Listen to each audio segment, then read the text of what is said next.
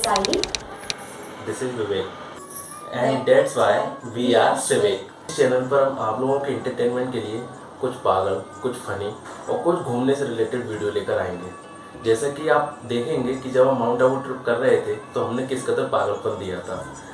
आज की वीडियो में हम जानेंगे कि माउंट आबू में कितना खर्चा आ सकता है और कौन कौन सी जगह बेस्ट है घूमने के लिए।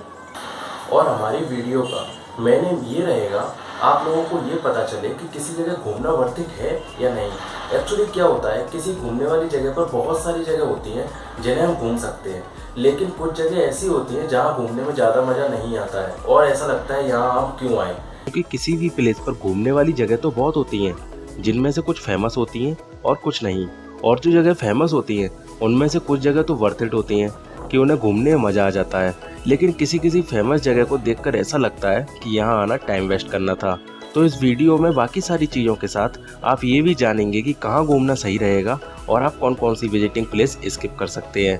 पहले हम ये देखेंगे कि माउंट आबू में टूरिस्ट स्पॉट कौन कौन से हैं, कहाँ कहाँ घूमना वर्थ इट है, किन्हें स्किप करना है। देन हम एक ट्रिप प्लान करेंगे कि हम कैसे कैसे घूमें कि हम एक नॉमिनल पैसा खर्च करके फुल एंजॉय कर सकें। माउंट आबू के विजिटिंग प्लेसेस हैं Guru Shikhar point, Trevor's tank, Achalgarh fort, Brahma Kumari spiritual museum, Nakki lake, toad rock, Champa caves, honeymoon point, wax museum, wildlife sanctuary, sunset point and Dilwara temple. पहले हम ऐसे विजिटिंग प्लेस की बात करेंगे जिन्हें हम स्किप कर भी दें तो कोई गम नहीं। नंबर 1 पे है दिलवारा टेम्पल। ये टेम्पल वहाँ के जाने माने मंदिरों में से एक है और काफ़ी खूबसूरत भी है, लेकिन हम घूमने जाते हैं तो मन की खुशी के लिए। हमें एक ऐसा नज़ारा देखने मिले कि उसे देख हमारे रोम रोम खिल उठे। तो ऐसा कुछ नज़ारा आपको देखने नहीं मिलेगा। हाँ, आप मंदिर की नक्काशी की तारीफ जरूर कर सकते हैं, लेकिन आप इस अपनी लिस्ट में स्किप कर सकते हैं कि एक से एक खूबसूरत नक्काशी वाले मंदिर हमें और भी जगह देखने को मिल सकते हैं। हाँ, अगर आप मंदिर के दर्शन के शौकीन हैं तो बिल्कुल आप इसे अपनी लिस्ट में रख सकते हैं। Number 2 wild life sanctuary. यहाँ की वाइल्ड लाइफ सेंचुरी में ऐसे कोई यूनिक जानवर नहीं है। जो जानवर हर जगह होते हैं वही यहाँ है, लेकिन यहाँ की खास बात यह है कि यहाँ आपको नेचर के एक से एक नज़ारे देखने मिलेंगे। जिनको जंगल में जाने से डर लगता है पर वहाँ घूमने का बहुत शौक है तो आप यहाँ जा सकते हैं, आपको जंगल से कम फील नहीं आएगी। नंबर 3 पर है वैक्स म्यूजियम। इन रियलिटी ये कोई खास घूमने की जगह नहीं है। इसमें गांधी जी, मोदी और अमित शाह जैसे लोगों के वैक्स स्टैचू हैं, जिसका चार्ज है 100 रुपीज़। 90 एक्शन सिनेमा है जिसमें चार्ज है 200 रुपीज़। हॉरर हाउस का चार्ज 100 रुपीज़ और मिरर मेज का चार्ज है 100 रुपीज़। अगर आप कॉम्बो लेते हैं तो वो 500 रुपीज़ का आएगा, जिसमें आप ये सब देखते हैं। लेकिन मैं सजेस्ट करूंगी कि आप माउंट आबू में इसे ना घूमें। मैं वीडियो के एंड में बताऊंगी कि ये वैक्स म्यूजियम कहाँ घूमना सही रहेगा। नंबर 4 पर है ब्रह्म कुमारी स्पिरिचुअल म्यूजियम। अगर आप शोर शराबे से दूर थोड़ा वक्त शांति में बिताना चाहते हैं तो ये जगह आपके लिए बिल्कुल सही है। माउंट आबू के शानदार वेदर और हरियाली के बीच ये शांति मन को खुश कर देती है। यहाँ आपको स्पिरिट यानी आत्मा से जुड़ी कुछ जानकारी भी दी जाती है। अगर आपको इस टाइप की जानकारी में कोई इंटरेस्ट नहीं है तो जस्ट इग्नोर देम और शांत वातावरण के मजे लें। पर ये भी जगह कोई यूनिक कैटेगरी में नहीं आती, क्योंकि ये स्पिरिचुअल आश्रम अब इंडिया में काफी जगह पर ओपन है, तो आप कहीं और भी जाकर ये सब देख सकते हैं। Number 5 ट्रेवर्स tank. यहाँ पर जाकर आप खुद को ठगा हुआ फील कर सकते हैं। बाहर एंट्री फीस देंगे जो 50 रुपीज पर पर्सन है, देन 4 व्हीलर के 200 रुपीज अलग से। और आप सोचो कि आप और ये एंट्री फीस देकर पैदल जाओ तो मत करना ऐसा, क्योंकि एंट्री गेट से भी ट्रेवर टैंक काफी अंदर है। अब ट्रेवर टैंक जाकर आप क्या देखते हैं, क्रोकोडाइल। मतलब सीरियसली मैं क्रोकोडाइल देखने के लिए 300 रुपीज दिए, जो मैं अपनी चंबल नदी में फ्री में देख लेती हूँ। यहाँ कुछ नहीं, सिर्फ एक तालाब है जिसमें क्रोकोडाइल्स हैं। आप लोग वहाँ जाइए, बैठिए या क्रोकोडाइल के साथ पिक केक करिए, ये आपके ऊपर है। मैं सजेस्ट करूंगी आप ऐसी जगह ना जाकर फालतू के खर्चे बचा सकते हैं। हाँ, अगर आपने क्रोकोडाइल नहीं देखे हैं तो आप बिल्कुल जाइए और करीब से देखने का आनंद लीजिए। नंबर 6 पर है अचलगढ़ फोर्ट। ये फोर्ट काफी सुंदर हो सकता था पर यहाँ कोई मेंटेनेंस नहीं किया गया, इसलिए अब खंडर है। पर आपको फिर भी यहाँ बहुत अच्छा लगेगा क्योंकि ये थोड़ा हाइट पर है और आप वहाँ से अद्भुत नज़ारों का आनंद ले सकते हैं। यहाँ से आप सनसेट को भी एंजॉय कर सकते हैं, पर मैं ये सजेस्ट नहीं करूँगा क्योंकि सनसेट को एंजॉय करने के लिए हमारे पास माउंट आबू में एक शानदार जगह है। अब हम उन जगह को देखेंगे जहाँ आपका जाना कंपलसरी है, वरना आपकी माउंट आबू की ट्रिप कंप्लीट नहीं मानी जाएगी। नंबर 1 नक्की लेक, जिसे वहाँ के लोकल लोग नक्की झील बोलते हैं। इस जगह को बड़े शानदार तरीके से मेंटेन किया गया है। ये जगह शाम को 5 बजे के बाद घूमने के लिए बेस्ट है। यहाँ आप बोटिंग भी कर सकते हैं, यहाँ रस भी काफ़ी रहता है क्योंकि नक्की लेक का इवनिंग का जो नज़ारा होता है उसे कोई मिस नहीं करना चाहता। जैसे जैसे शाम होती जाएगी, कलरफुल लाइट्स ऑन होते ही इस जगह की खूबसूरती में चार चांद लग जाते हैं। इस झील की खास बात यह है कि ये इंडिया की पहली मैन मेड लेक है जिसकी लेंथ 1.25 किलोमीटर के अप्रॉक्स है, विड्थ है 450 मीटर और डेप्थ है 114 फीट यानी 35 मीटर्स। ये पहली ऐसी लेक है जिसे किसी इंसान द्वारा इतनी हाइट पर बनाया गया। यहाँ आप फ्रेंड्स के साथ आइए, फैमिली के साथ आइए या फिर अपने हनीमून पर, आपको बहुत ही ज़्यादा मज़ा आने वाला है। लेकिन हर चीज़ का एक मौसम होता है। जैसे अगर आपको इतनी हाइट से सनसेट देखना है या फोटोग्राफी करनी है तो आप नवंबर से मार्च या अप्रैल के बीच आ सकते हैं। और अगर आप नेट पर भी सर्च करेंगे कि माउंट आबू घूमने का बेस्ट सीजन क्या है, वहाँ भी आपको नवंबर से मार्च बताया जाएगा। यहाँ ना तो ज़्यादा ठंड पड़ती है और ना ही ज़्यादा गर्मी पड़ती है। आप नॉर्मल कपड़े भी पहनकर आ सकते हैं। अगर आप इस सीजन में नक्की लेक विजिट करेंगे तो आपको कुछ ऐसे नज़ारे मिलेंगे जो कि बेहद खूबसूरत और मन को अंदर तक खुश कर देने वाली हैं। लेकिन हमने इसे विजिट किया जुलाई एंड में, जब बारिश अपने फुल पावर में थी और तब का नज़ारा ये था। ये मौसम फोटोग्राफी के लिहाज से बिल्कुल ठीक नहीं क्योंकि कुछ भी साफ साफ दिखाई नहीं देता बादलों के कारण। पर अगर आप अपने हनीमून पर आ रहे हैं या फिर आपको फोटोग्राफी से इतना मतलब नहीं है तो मैं रिकमेंडेड करूँ कि आप बारिश के सीजन में ही घूमने आए। रेनकोट पहने रहे और तेज बारिश का मौसम होता है मिड जुलाई से अगस्त। बस मिड जुलाई से थोड़ा सा पहले आइए, आपको हल्की बारिश मिलेगी और ग्रीनरी को बारिश में घूमने का मजा ही अलग है। बारिश के मौसम में आबू में एक खास बात ये होती है कि यहाँ बादल बनने लगते हैं और ऐसा लगता है जैसे आप बादलों में रह रहे हो। नंबर 2 पर है हनीमून पॉइंट और सनसेट पॉइंट। ये दोनों पॉइंट नक्की लेक से वॉकिंग डिस्टेंस पर ही है। नाम से ही पता चल रहा होगा आपको सनसेट पॉइंट। आप यहाँ से तो सनसेट का मजा ले ही सकते हैं, पर अभी तक मैंने आबू की बेस्ट जगह नहीं बताई जहाँ से सनसेट को एंजॉय करना एक अलग ही फील देगा, क्योंकि सनसेट को जितनी हाइट से एंजॉय किया जाए उतना ज़्यादा बेस्ट है। हनीमून पॉइंट पर 2 बड़े बड़े पत्थर हैं जो कि एक कपल की तरह आपस में टिककर बैठे हुए हैं, इसलिए इस पॉइंट को हनीमून पॉइंट कहा गया है। ये जगह उम्दा फोटोग्राफी के लिए बेहतरीन प्लेस है। नंबर 3 है टोड रॉक और चंपा केव्स। ये दोनों ही जगह नक्की लेक से ही वॉकिंग डिस्टेंस पर है। नक्की लेक के लेफ्ट साइड से कॉरिडोर बना हुआ है। ये देखिए, ये है वो कॉरिडोर। यहाँ आप चलते जाइए, थोड़ा आगे जाते ही टोड रॉक के लिए स्टेयर्स आएंगी। इस बारिश वाले रोमांटिक मौसम में इस कॉरिडोर में चलने का भी एक अलग ही मजा है और मुझे नहीं लगता ये मजा आपको क्लियर वेदर में आएगा, क्योंकि यहाँ बारिश के साथ साथ तेज और ठंडी हवाएं भी चलती है। टोड रॉक की स्टेयर्स पर जाते टाइम आपको रास्ते में ही चंपा केव मिलेगी। चंपा केव पर एक छोटा सा मंदिर है और ये एक छोटा सा रूम है जो कि बंद पड़ा हुआ है। दरअसल यहाँ स्वामी विवेकानंद जी ने कुछ समय तक मेडिटेट किया था, इसलिए ये जगह उनकी एक याद स्वरूप है।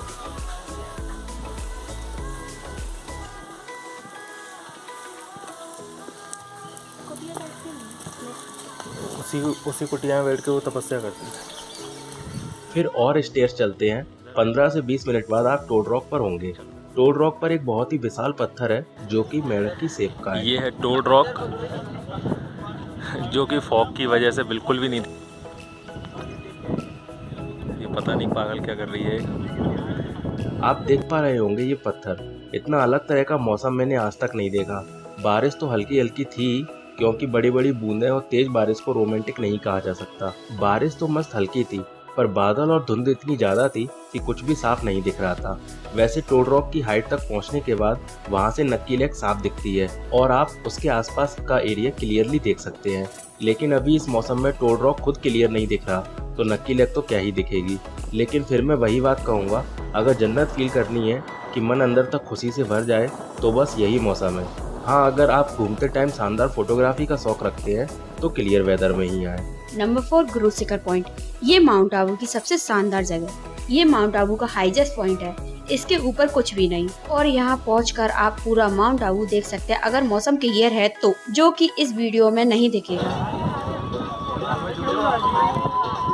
यही वो जगह है जहाँ से आपको सनसेट एंजॉय करना चाहिए। मेरे एक फ्रेंड ने बताया था कि यहाँ से सनसेट देखना और शांति से सन को डूबते हुए देखना मन को इतना शांत कर देता है और आपको किसी भी प्रकार के मेडिटेशन की जरूरत नहीं। लेकिन मैंने जो यहाँ फील किया वो एक बिल्कुल अलग ही अनुभव था और यकीन मानिए वो अनुभव भी मेरा बहुत ही शानदार है।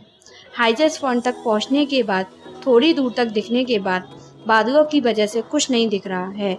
बीच बीच में हल्की बारिश हो रही है, बहुत ज्यादा तेज हवाएं चल रही हैं। 40 से कम वेट वाले इंसान इस जगह खड़े हो जाएं तो गिर ही जाएं। भीड़ तो पूछिए ही मत, इस मौसम में भी लोगों की कमी नहीं है यहाँ। ये एक ग्रुप आया हुआ है जो कि अपने सॉन्ग इंस्ट्रूमेंट साथ लेकर आए थे और उनका गाना नाचना चल रहा है। एट टू मच हाइट, चारों तरफ बादल, हल्की हल्की बारिश, तेज हवाएं और ये शानदार सॉन्ग्स, किसका जाने का मन करेगा यहाँ से। यहाँ माता अनुसुईया और गुरु दत्तात्रेय का मंदिर है। छोटे मोटे सामान की शॉप्स बनी हुई हैं। यहाँ मैगी और भुट्टे की कई सारी शॉप्स हैं और इस हल्की बारिश और ठंडी हवा में मैगी खाने का भी अलग ही आनंद है। बस एक सजेशन है, अपने साथ छतरी कैरी ना करें क्योंकि वो जिंदा नहीं बचेगी। या तो रेनकोट लें वरना फिर भयंकर मौसम का आनंद लें। ये हमने माउंट आबू के सारे पॉइंट्स कवर कर लिए और आपको ये भी पता चल गया कि कौन कौन से स्पॉट घूमना जरूरी है और किन्हें हम स्किप कर सकते हैं। नाउ हम एक ऐसी ट्रिप प्लान करेंगे जिसमें कम से कम खर्चे में हम अच्छे से घूम सकते हैं। माउंट आबू जाने के लिए पहले आबू रोड तक आना पड़ेगा। आप जिस भी सिटी से यहाँ आ रहे हैं वहाँ से आबू रोड तक के लिए नेट पर सर्च करें कि ट्रेन या बस कनेक्टिविटी है क्या। जैसे दिल्ली से डायरेक्ट आबू रोड के लिए ट्रेन है, पर हम उदयपुर से गए थे तो वहाँ से डायरेक्ट बस जाती है आबू रोड के लिए। बारिश के मौसम में अप्रॉक्स 4 घंटे में आप आबू रोड पहुँच जाएंगे और अगर वेदर क्लियर है तो फिर 3.5 घंटे ही लगते हैं। उदयपुर से Abu Road bus ticket charge male के लिए है 164 रुपीज़ और फीमेल के लिए 121 रुपीज़। यहाँ गर्ल्स को टिकट में कंसेशन मिलता है। उदयपुर से आप मॉर्निंग में 7 बजे तक निकल जाएं, जिससे आप 11 बजे तक आबू रोड पहुँच जाएंगे। अगर आप 2 लोग हैं और बाइकिंग का शौक रखते हैं तो आप आबू रोड से माउंट आबू के लिए बाइक या स्कूटी रेंट पर ले लें। लेकिन माउंट आबू में आप कितने दिन रुकें फिर आपको बाइक का चार्ज भी देना पड़ेगा, इसलिए मैं सजेस्ट करूंगा कि यहाँ से आप बाइक रेंट पर ना लें। आबू रोड से भी माउंट आबू के लिए बस जाती है जिसका चार्ज सिर्फ 35 रुपये है। बस से 40 मिनट में आप माउंट आबू पहुँच जाएंगे। इस तरह 12 बजे तक हम माउंट आबू पहुँच गए थे। देन स्टे के लिए कहाँ जाएँ? माउंट आबू में आप बस स्टैंड के पास रूम ना लें क्योंकि कॉस्टली पड़ेगा। अगर आप फ्रेंड्स ग्रुप में हैं तो आप सस्ते रूम के लिए आसानी से भटक सकते हैं, लेकिन रूम नक्की लेक के पास ही लें। बेशक थोड़ा महंगा हो क्योंकि फिर आपका आने जाने का खर्चा बच जाएगा। अगर आप फैमिली या कपल हैं तो मैं सजेस्ट करूंगा कि आप पहले से होटल बुक करके रखें। कई सारी साइट्स और ऐप हैं जिनके थ्रू आप होटल बुक कर सकते हैं। मुझे रूम 900 रुपये का मिल गया था, जहां से नक्की लेक ओनली 400 मीटर की डिस्टेंस पर थी। 12 बजे चेक इन एक ऑफिशियल टाइम होता है होटल का, उससे पहले आपको एक्स्ट्रा चार्ज देना होता है और इस प्लान के अकॉर्डिंग चलेंगे तो हम ठीक 12 बजे होटल पहुंच जाएंगे। देन आप फ्रेश होकर लंच वगैरह से फ्री होकर थोड़ा रेस्ट करें। लंच के लिए यहाँ आपको सोचने की ज़रूरत नहीं है। वेज और नॉन वेज दोनों तरह के रेस्टोरेंट्स हैं। यहाँ तक कि चाइनीज़, पंजाबी, गुजराती सभी तरह का आपको फूड मिल जाएगा। चूँकि ये जगह गुजरात के बॉर्डर से लगी है पर है राजस्थान में, तो यहाँ आपको गुजराती फैमिली ज़्यादा मिलेंगी एज अ टूरिस्ट। और गुजराती लोगों को अगर अल्कोहल का सेवन करना है तो वो यहीं आते हैं। और तो और यहाँ इस पहाड़ी पर डोमिनोज भी है। और क्या चाहिए अब? 2 लोगों का एक टाइम का खाना आपको कम से कम 250 रुपये में हो जाएगा। लेकिन हम थोड़ा खाने के शौकीन हैं तो हमारा बजट एक टाइम का 400 से 500 रुपये तक जाता था। 4 बजे तक रेस्ट करने के बाद आप नक्की लेक की तरफ जा सकते हैं। हमारे रूम से ये वॉकिंग डिस्टेंस पर थी, इसलिए हमने अपना रेनकोट पहना और बिना किसी गाड़ी के निकल गए घूमने। वैसे तो शाम 6 से 7 बजे तक अच्छा प्रकाश रहता है, पर अभी बारिश के मौसम में 4 बजे से ही धुंध छाने लगी थी। आप 5 मिनट में नक्की लेक पहुंच जाएंगे। लेकिन अभी नक्की लेक पर टाइम स्पेंड ना करते हुए आप उसके लेफ्ट में बने कॉरिडोर से टोड रॉक के लिए निकल जाएं। स्टेयर्स से जाते वक्त आप चंपा की जो विवेकानंद की स्थली है उसे भी देख सकते हैं और ऐसे आप 5 या 5:15 तक टोड रॉक पहुंच जाएंगे। अगर वेदर क्लियर है तो आपको यहाँ फोटोग्राफी करने में अलग ही मजा आएगा। पर्सन और नीचे गेट आपके यही देख पाएंगे। ठंडी ठंडी हवा मन को अंदर तक मोहित कर देती है। बारिश में आप फोटोग्राफी तो नहीं कर सकते क्योंकि कुछ दिखने वाला तो है नहीं, पर हल्की बारिश की फुहार और तेज सरद हवा, चारों तरफ धुंध और बादल आपको अलग ही दुनिया की फील कराते हैं। वहाँ आपके रुकने के लिए 45 मिनट्स इनफ है। 6 बजे आप वहाँ से रिटर्न आ जाए तो 6:30 तक आप नक्की लेक पर वापस होंगे। इस टाइम यहाँ कलरफुल लाइटिंग ऑन हो जाती है और लेक के पास आप कब 1 या 2 घंटे बिता देंगे आपको पता भी नहीं चलेगा। वहाँ आसपास काफी सारी शॉप्स हैं, शॉपिंग के लिए भी और खाने के लिए भी। हमारा फोकस एक ही जगह है, आइसक्रीम, रबड़ी और खींचू जैसे लाइट फूड के ऑप्शन बेस्ट हैं यहाँ, आप जरूर ट्राई करें। देन 9 बजे तक आप खा पी कर अपने रूम आ सकते हैं। फिर नेक्स्ट डे के लिए आप आज ही बाइक या स्कूटी रेंट पर बुक कर लें। आपको 200 से 250 रुपये में स्कूटी मिल जाएगी। बारिश तेज होने की वजह से हमने तो 4 व्हीलर बुक की थी, वरना यहाँ स्कूटी या बाइक से घूमने का ही रियल आनंद है। अब सेकेंड डे मॉर्निंग आपको घूमने के लिए थोड़ा जल्दी निकलना पड़ेगा अगर आपको सारे पॉइंट्स कवर करने हैं तो, जिनमें है ट्रेवर्स टैंक, अचलगढ़ फोर्ट और गुरु शिखर पॉइंट। हम सिर्फ गुरु शिखर पॉइंट गए थे क्योंकि मैं आपको पहले ही बता चुका हूँ ट्रेवर्स टैंक में क्या है और वहाँ किस तरह लोगों को ठगा जा रहा है। और अचलगढ़ फोर्ट थोड़ा खंडर है पर आप इसे घूमने जा सकते हैं। मैंने फोर्ट बहुत घूमे हैं इसलिए पर्सनली हमें ज़्यादा इंटरेस्ट है नहीं। सुबह 8 बजे आप गुरु शिखर पॉइंट के लिए निकलें अपनी स्कूटी से। 2 लीटर पेट्रोल काफ़ी है घूमने के लिए, इससे ज़्यादा पेट्रोल न डलाएं। माउंट आबू से गुरु शिखर पॉइंट ओनली 18 किलोमीटर है, तो अगर आप डायरेक्ट गुरु शिखर ही जाते हैं तो 8:30 तक गुरु शिखर पहुँच जाओगे। वहाँ पार्किंग में गाड़ी लगाने के बाद आपको स्टेयर्स चढ़ना है जो कि अप्रॉक्स 600 है। वहाँ का मौसम इतना प्यारा है कि आपको स्टेयर्स का पता ही नहीं चलेगा कि आप कब पहुँच गए।